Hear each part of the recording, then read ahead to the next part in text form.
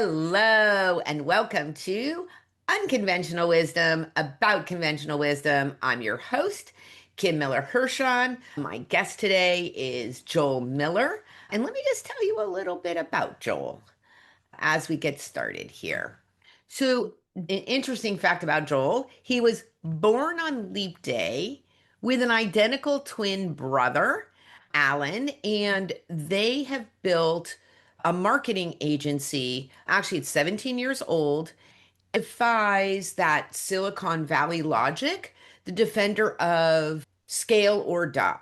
Joel and his brother have built a 500K plus agency with just two people.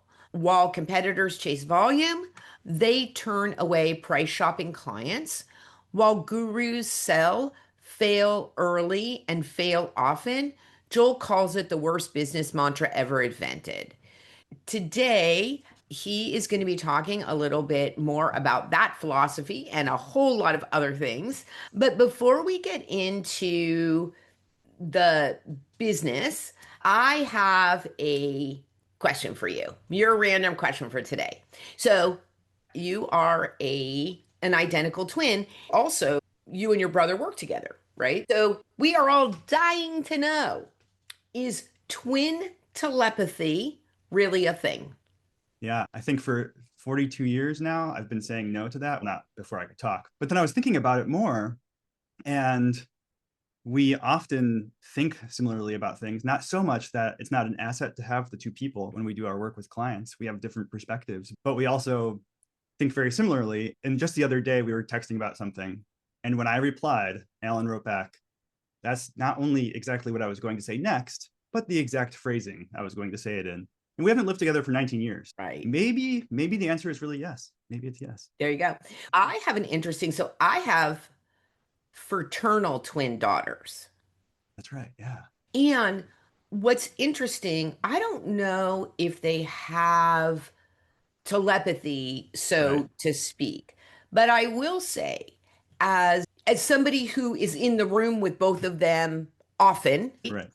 that definitely have a twin thing that they Yes. do when they are together. They It's very interesting because although they have no awareness of it, it is often like they get into a verbal, like whatever it is that they do together, and there might as well not be anybody else in the room, Right. Sometimes, yeah, right? you say two or three words and they don't make sense to anybody else, but Alan's tracking right there with me.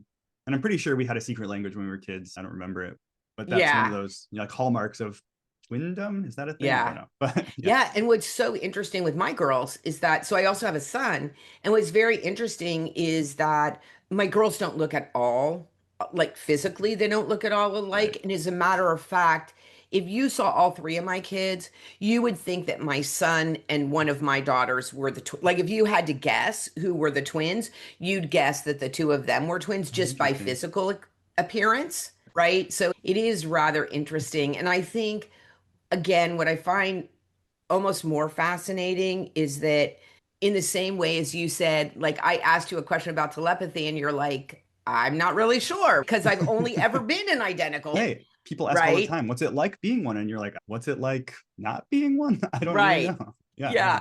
Whereas I think that's the interesting part is that I think my girls don't know that they do it Right. because that's just how it is. That's just what their relationship is and how it is. And yeah, very interesting. Yeah. Yep. Yeah. Yeah, cool. All right, let's get into the unconventional wisdom piece of Yeah. this. And the first question I have for you is what piece of conventional business wisdom did you follow early on, only to Yeah. realize that it was just completely wrong for you? Yeah. Early on, we billed hourly and it just felt that's what you do, right? Like, actually, the only other job I've had besides working for myself was about 9 months at Apple Retail, which was brilliant, by the way. They do so well. I don't know if they do it now, but back then they were doing such a great job of just training even retail employees at the lowest level. And I learned so much from that. But you leave those kinds of jobs and everything is hourly, right? What am I making per hour? And then you start getting into some business relationships. Like early on, we're partnered with some other agencies, and as as a contractor for them, they want to know what's your hourly rate. And so we naturally extended that out to our clients at the Sure. beginning. And I actually still see this all the time. We'll work with an agency and I get a little window into what they're billing their clients, and they're sending off these giant sheets with how many hours it took to do everything. And it just blows my mind because I think it puts all this risk on the client, because all of a sudden it's like, what are you actually buying? And if it takes me more time, is that does Right. that Is that mean right? reasonable? Is that on Right. me? Is that on you? Yeah. Right. I'm always saying, and it's no relationship to the value either, because Right. you don't like, and we know this with so many other things. If you go buy a Rolex, you don't ask how much more time it took to create for that price tag than the Right. Timex, but Right. you still want that status, or you want all the things that come with that. And so Right. it's irrelevant essentially how long it takes to do something. Hmm. It's what problem am I solving, and is it worth Right. it? Yeah. Yeah, I think those are really interesting. Those are interesting, I think, dilemmas as you create your client base.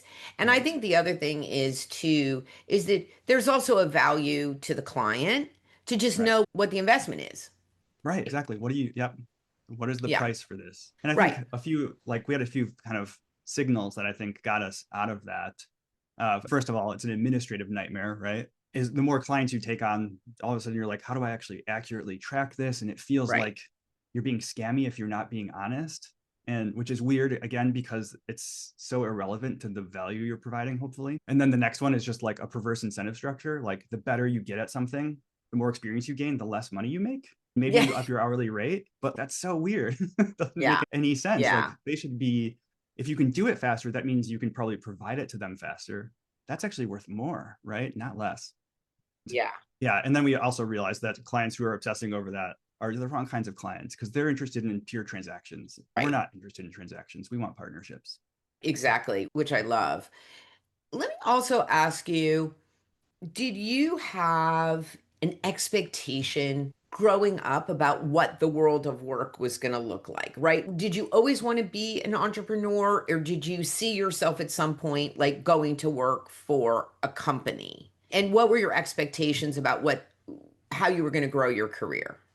Right. Yeah. We both always knew we were going to work for ourselves. It's in the family blood. Our grandpa owned a store on State Street in Chicago before he moved to Palm Springs and opened another one. And then our uncle worked with him. Our dad is a cinematographer who always worked for himself and did things in the film industry. So I think it was just in our blood. What can we do that we can just do on our own and people will want to pay for? We were always working at that. I remember in like seventh grade, getting together with a friend and going out to pitch restaurants on if they wanted placemats where we could put ads on the placemat and trying to sell those. So it was always written in that was something we were going to try. I think the what it was going to be was totally up in the air. So that, and then figuring out how to, because even I think when we were doing projects on the side, because we got into making slideshows and things for some of our parents' friends and trying to like figure out how to price that. It's a lot to learn. And no one really coming alongside at that point, at least for us, a 14 or 15-year-old, and saying, here's how you should do this. It's more like, Right. and I think my parents did that on purpose. My dad was, look, you got to learn this on your own. So why don't you tell me what you're thinking? I might give you a little bit of guidance, but I'm not going to tell you the rule book. You learn. Uh-huh. Yeah. Yeah, it's really interesting because I definitely do not come from a family of entrepreneurs. Like, I actually come from a family of people who are like, the only stability is to get a paycheck. Yep. And my dad actually was a family law attorney and he did go out on his own, I would say. But what's really interesting is that I think his model was very traditional. So I Right. don't think I ever thought he did have his own business, like he had his own law firm, but it never felt like an entrepreneurial venture, right? Yeah. And interestingly enough, my dad really never talked about Oh, yeah. the business Right. at And that all. was in our family. We did a little bit, but I know for his family, my uncle went into the family business, but if you weren't in it, you weren't talking about it. Yeah. Money wasn't, it's like this opaque thing that's out there. And it's, I don't know, we know they do well, but I Uh-huh. don't know any of the Yeah. details. It wasn't like passed down like Yeah. that, which, yeah, I And it got tied was up my there. But mom is passed, but she was so cute because she was a registered nurse. So she lived for a paycheck like her entire Right. life. And frankly, like she does not have an entrepreneurial spirit in any way, shape, or form. Like she would be totally adverse to the risk of that. But what was so cute about my mom is that she honestly never had any idea of what it was that I was doing. Like the realm of coaching and training and consulting was like so far from Yeah. like what she knew. Right. She was so proud of me. And Yeah. Yeah. and she really didn't understand it, but she was just, yeah, she was super proud. She was my best cheerleader. And what's very cute is that she's been gone about 4 years. And I find that I don't miss her as much like when something goes wrong for the comfort, Right. but I miss being able to tell her about all the Yeah. The wins. wins. Yeah. Yeah. Yeah. No, I love that. And that makes so much sense to me. I've got some time to go, but I can imagine being in that same exact boat. So I just tell her anyway, you Yes. know. Yeah. Yeah, definitely. All right. One thing I love about you, because we talked before we did this or Right. doing this podcast, and one thing I really love about you is that you have probably a very different point of view around business growth and how you or structured your business, how you're running your business, and like really what success looks like. So Right. maybe you want to talk a little bit about that because I want to ask you another question, but I think this is a good kind of setup for that. Yeah, definitely. And I think it's so important to look around. And I think we'll get into a little bit more of this later with some other questions, but to define what success means to you. Maybe you don't want what everyone else wants. And maybe it's not everyone, but I think we all have this perception when we look out there of what does it mean to be a success? And it can be so wildly different. I think, honestly, I think of like my wife of her own choice. I wasn't like, you should stay home. She wants to stay home. She homeschools our kids and takes care of the house. And that's success to her, right? Like she didn't want to have a career. She was welcome to. I have no problem with that. And I think it can be tough because you can look out. I guess I'll speak from her perspective a little bit because I used her as an example, but you can look out at everything and see, am I doing enough if I'm not pursuing the career and making money? Because Right. I could do that. And so I think there's a little bit of an internal struggle for all of us to figure out what does it mean to you and then to rest in that. It's not always easy to do that. And it might change too. It's welcome to change. You know what? I think that what you just said is the key to it all. Yeah. Right now, success looks like whatever it looks like to you. Right. In that you don't dig in to be like, okay, like I never want to grow this past where it is Yes. because I've decided that this is what success is and Yes. that's it. And I think Yeah. that flexibility in your thinking is very healthy. Yeah, I love that. Yeah. Oh my Yeah. goodness. And, Okay. and that's happened already. And I'd say we're probably in like an inflection point right now where we're considering what the next level looks like. We're very happy with where we are. So we're talking about that. But if you were to tell me, let's just go back to the 14-year-old who was making these slideshows and said, one day you'll have this, and it'll just still be your brother. And you'll have done that on purpose. You had points where you could have jumped off that train. And I would be like, there's no way. And so there's sometimes past those points as well and say, all right, I hit that. I rested there a little bit. What is next? And again, it doesn't have to change, but being flexible, asking yourself those questions, being aware of yourself is so important. And being aware of yourself and figuring it out Right. because there's lots of criteria, right? Yes. Yes.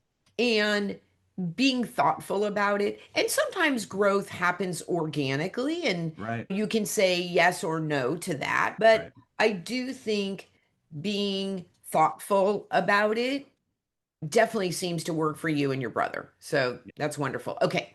So Yes. at this point, what is something that people on the outside are like, Joel's got this, like he's got this. And on the Yeah. inside, you're like, do I have it? Do I not have it? What do you wrestle with? I think we could probably all come up with a few things. One stuck out immediately, which is funny because I would say it's one of my strongest suits, and that is pricing conversations. making sure, and I already talked about it a little bit, but if we zoom out and look at what people come to me, so I've done some mentoring and some apprenticeships, business owners who are not quite as far along, if they're doing similar things.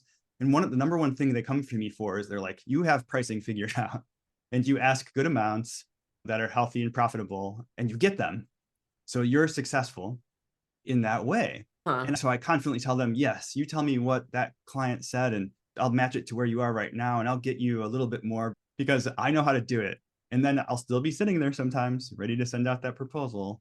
And in that teenager, to go back there to the one making the slideshows, is still in my head going, is that right? Is this the right amount? Are they going to think it's crazy? Is Right. that, which it's insane to think that after you've been commanding certain prices for so long to even have that moment, but it can still pop up. Yeah. Yeah. Yeah, I would agree with you. I think I sometimes still have that same internal struggle. Same thing. I charge a nice amount for my services. There's no question to me that the value is there, and Right. you can still get a little hiccup. Yeah, exactly. And I was thinking about that.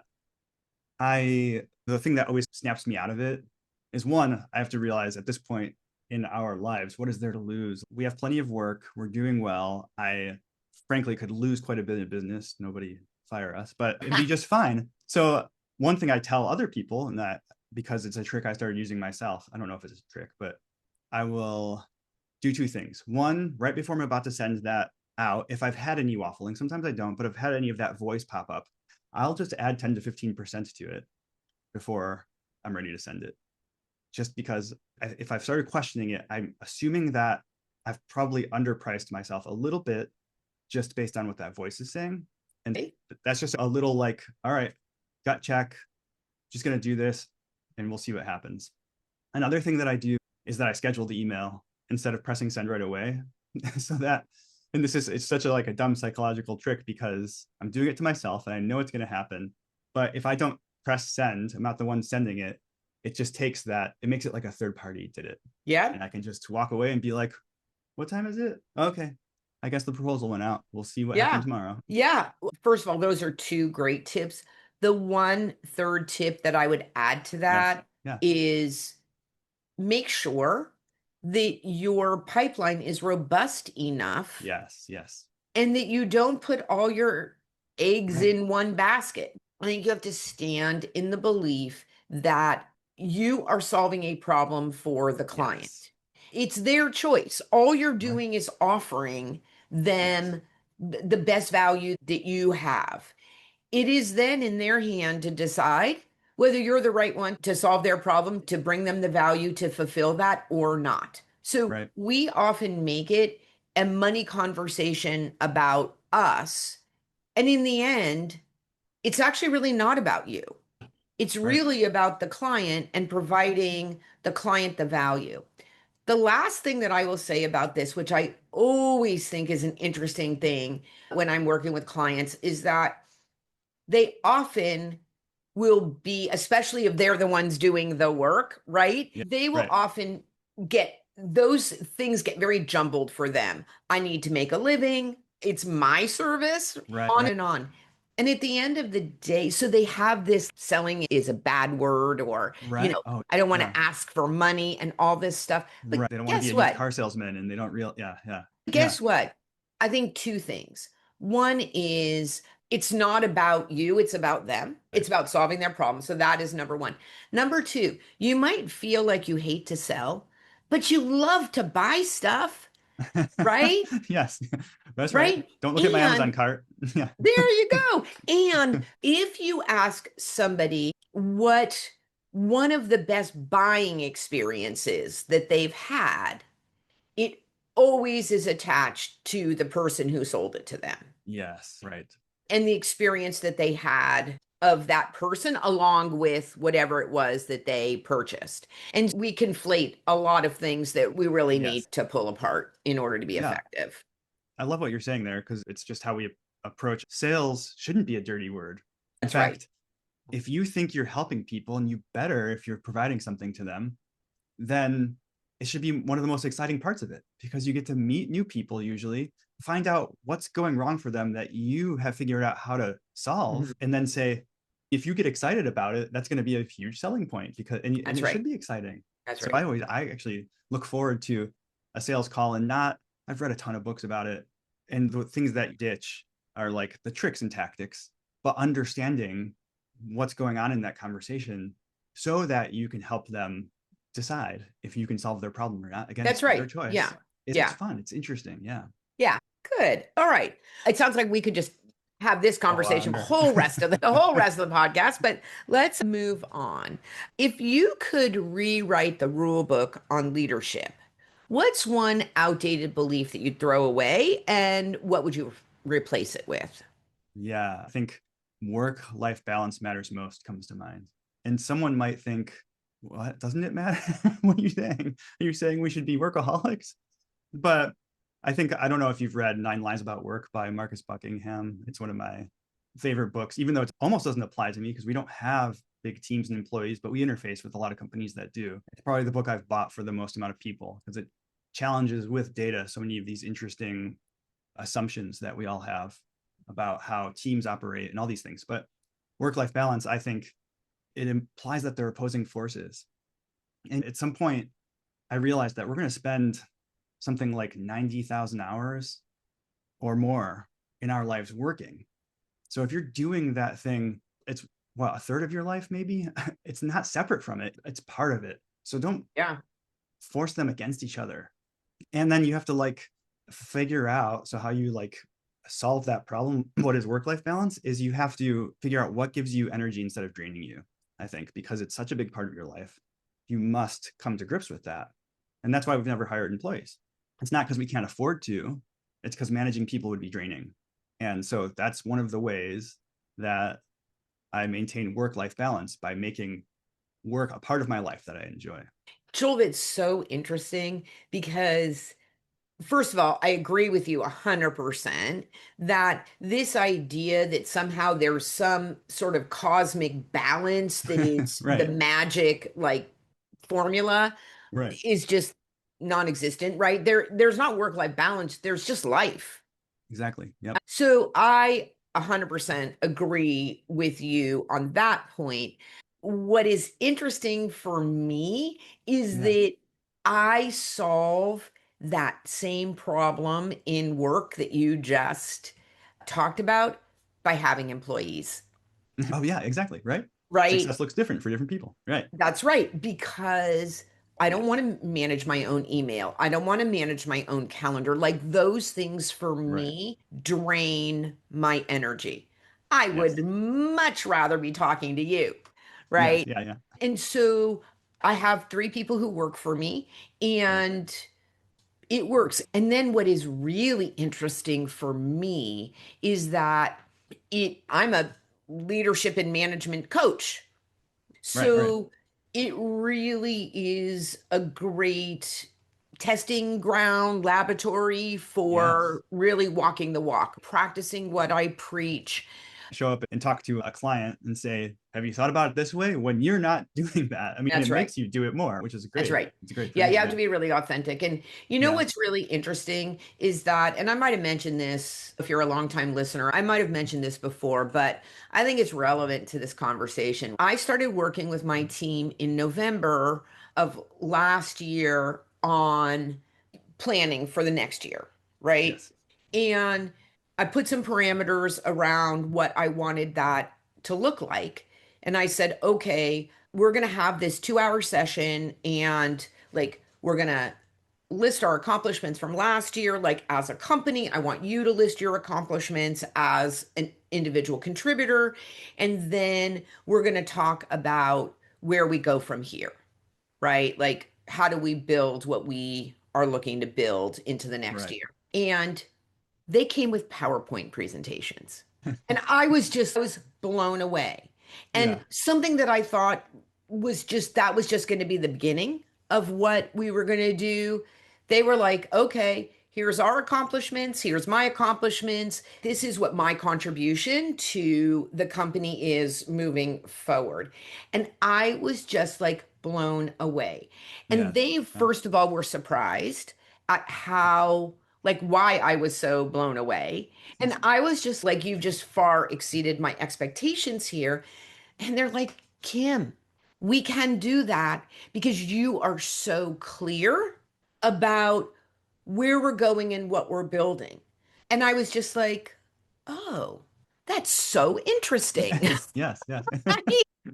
Okay, that's good, right? Yes, And is there intentionality about being clear? right, Yes, of course. but I don't know that I ever thought about what that gets the company. You know what I Right. mean? It was Yeah, just yeah. You do that because it's something you should do, and then you find out that there's all these other impacts, right. and you go, "Oh, wow, of course," but wow. Exactly. Yeah. Yeah, So it was really interesting. And I I love think that. for Yeah, the listener, what's so great about listening to Joel and then listening to my experience is that it's very true, right? Like success does look different for different people. What solves Joel's problem or potential energy problem is he doesn't want to have to supervise people. For me, the pain is in doing the tactical admin work and the consistent work. Just the tactical stuff that we have to yeah, do the to stuff keep that the can be a doors grind. open, Yeah, that just drains my energy enough that I have people who support me in that so I can keep my energy up. yes, yep.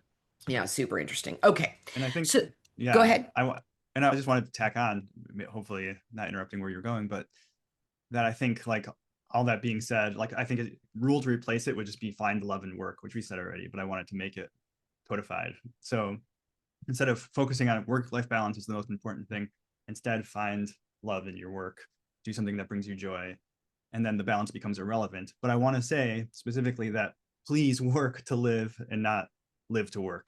And if you think success is hustle till you're dead and your wife leaves you or your family doesn't want to be around you, then you might want to rethink your success definition, because there's more important, bigger story things happening in your life. People will forget about that one project probably in 15 years, but your kids aren't going to forget if you were there.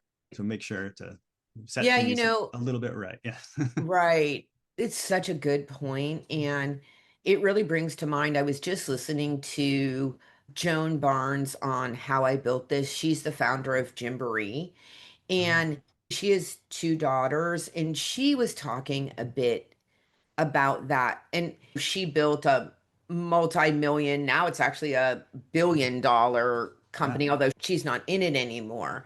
But she very much talked about having not being there for her Yes. kids, having the company be everything, and Mm, then getting to the point where you look back and you're like, that wasn't a good decision on my yes. part. And I think Mm, at some point, it doesn't feel like a decision anymore, no. Right, right? It exactly. feels like a task list. Like I just have all these work things I have to Yes. do, and Right. they just take time to do. And Right. yeah, that's a super interesting observation. And thank you for bringing that point up. All right. So, Joel, what's one unconventional habit or mindset shift that's helped you grow the business? Yeah. And this is something that we teach our clients too, but we say treat your marketing investment like your dollar cost averaging in the stock market, which I don't know if everyone knows what that is, but it's the principle that you buy frequently a set amount no matter what the market is doing. So it could be up or down. And that way it takes the emotion out of it. You're not chasing anything, you're not trying to time it. And a lot of research shows that it's possible, I should say, to beat like a hedge fund manager over 20 years if you pick something stable and invest continually in it, something that's producing value. We see so often, like during COVID, for example, so many companies said, we got to cut our marketing budget. That was one of the first things they went to. And we would turn around and say, no, there's an opportunity here, because now, back then, Google ads or Facebook ads aren't being flooded with as many people. So you actually have a buying opportunity here. There's a little bit of a gap where you might be able to get your clicks cheaper. You might be able to get in front of more people. And not only that, but everyone else is thinking the same way. And so if you're able to swim against that current, you're setting yourself up for the next upturn, because it's not going to go down forever. So be disciplined about your investments in your business, and then suck the emotion out of it. Say, all right, this isn't one of the things that's on the cutting table because it's key to our success. Right. It's a great analogy, actually. And it also, I think, harkens back to the sending out the proposal, right? Yes. Put it on a scheduler for Right. me. I have my assistant send it out for the same reasons, take the Right. emotion out of it. And it's about flow Yes. and about consistency. Yeah, that makes a lot of sense. I have another quick one. Sure, But absolutely. another kind of success is different for different people notion, which is we never niched down. And I felt that pull so many times reading and books and listening to podcasts, and all the advice says Right. find a specific vertical and focus on that. You can have your one sentence and that'll say who you are immediately, and you don't have to, it's not confusing at parties, whatever. That, and I feel like everyone says that, and I'm like, yes, you're right, that is easier to say than I could potentially serve so many people. But the Hmm. reality is for us that we're not selling a specific service. In my view, we solve problems in a certain space, usually Right. around digital marketing. So the problems aren't exactly the same across all industries, but they're similar enough that we can help a lot of different people and Right. worked with so many different kinds of people and businesses. It's so all over the map, and it's worked for us, and it actually makes it Yeah. interesting for me. I think if we had one spot where we lived all the time, I'd Huh. get so good at those tasks and I'd just be bored out of my mind. I love to learn about new Hmm. businesses. I think that is just spot on because I have actually the same experience. People will say, oh, Yeah, I'm a coach for blank. You right. really help those people, right? And I think it works for them, right? Yeah, it definitely does. Like I'm a coach that coaches lawyers. I'm a coach that Right, coaches real estate right. agents. I think what I find, which is so interesting, is that what they miss is that it is so often so helpful to have somebody who is not, this is the way, Yes, right? Like, yes, this is the way that you do this. And in a lot of ways, it's everything that we're talking about. right, Listen, same with you. If right, all it took was to these days, right, to ask Chat GPT what a right. great Yes, yeah, marketing strategy is and just follow and implement that, everybody would do it, right? right, yeah. But there's No, far more nuance yes, and so forth to it. So same with coaching, not about yes, Chat GPT, but it's actually, I think, unbelievably helpful to have somebody who has enough like basic knowledge about what your business model is, but can look at it from a lot of different angles. Because yes, yeah, my whole thing is, listen, any good coach can help you figure out how to get from where you are to where you want to be. I really believe that. Every right, good coach can do that. What gets left out of that equation is you, yeah, right? right, So if you need somebody who is actually going to help you get where you need to go, given who you are, like your reality, your quirks, right? Like your right, beliefs, all those things. And here's the other thing, Joel, your unique skills.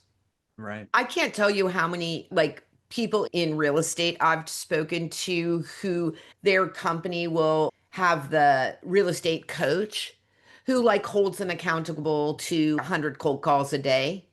Oh wow, yeah, It's right. like, I think in this day and age, we might be able to, Move beyond that. yeah, move beyond that, right? And listen, here's the thing. If that worked for you, you and I would not be Yes, having this conversation. right, exactly. So, anyways, I hate generic advice. Yes, Yeah. I know. And I think that's different than putting, well, and putting unique advice out there or just good advice. But again, like if you're going to be in communication or a partnership or a relationship with someone, that you better know them and not just pull out your little book and say, this is what usually works for real estate agents or lawyers. That might work for that guy over there, but I'm not that guy. So, That's exactly. Which I think is also about digital marketing, right? yes. It's like all the Oh, yeah. nuance and so forth that you have from the experience of doing it for a long time. I always say, and this might be a weird analogy, I don't know, but I like cleaning. And sometimes we would like, before I was married and had kids, you'd be at a friend's house and you're like, let's clean up before other people come over. And I would always find myself telling them, they'd be like, why are you cleaning that little ledge there? Or why are you cleaning every window? I'm like, no one's ever going to notice that. But when they walk in, they get the sense, the feeling of the house being cleaner.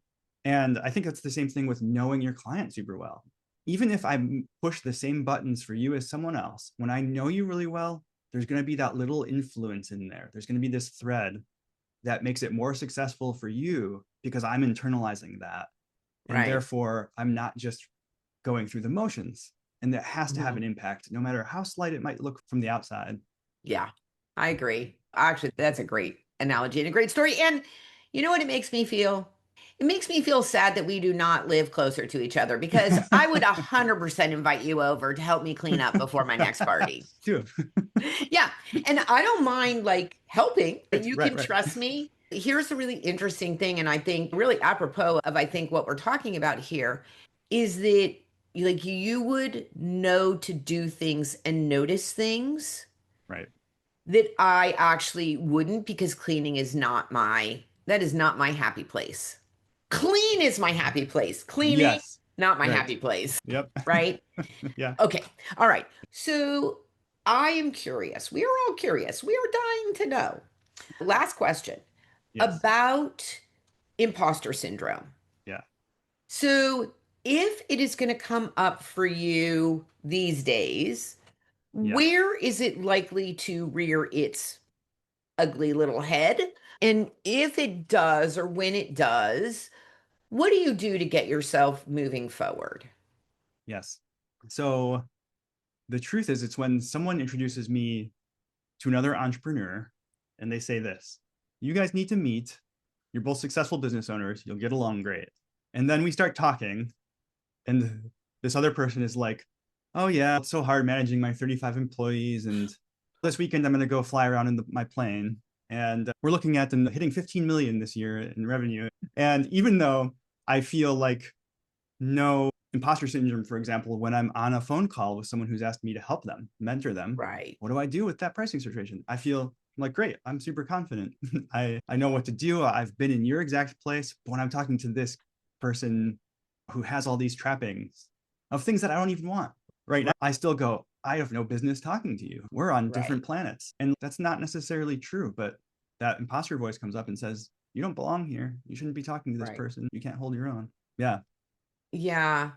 Okay. First of all, I know you're going to tell us like how you quiet the Yes. voice and move forward. Right. I do just want to interrupt really quickly to say thank you. Yeah. Like, I think that's a very real thing that I think a lot of people feel. And it wouldn't surprise me if the guy with 35 employees and Yeah. $15 million I know. dollars feels the same thing when, Right. oh, I'm just like renting a plane and Right. this guy owns a plane. Exactly. It Yes. doesn't matter where you are. And I think, again, it circles back to what we talked about at the very beginning about like, what society says success looks Right. like. Exactly. And even though you have made a very conscious decision Right. about what success looks like for you, at least for right now, it's Yes. so interesting, huh? That it comes up Yeah. anyway. Oh, yeah. Yeah. We've done it, what we've done intentionally through lots of conversations. So many of those early on agencies we partnered with to do some of their work, not employees, they just needed someone to execute, and we came Right. and helped them. They would always ask, okay, things are going really well for you. When do you start hiring? When are you going to grow? So it's not, it really isn't. Maybe for a minute, it was something that was like, it's a way to save money or something, but it really became this conscious thing of, do we want that? No, we don't want that. Do we have to do it? We don't have to do it. And so I think the way out of talking back to the imposter syndrome voice is just reminding myself of that. And also what you just said is actually exactly where I was going to go. The truth is there's always probably going to be someone better than you or that you think is better than you. And that doesn't mean anything about you.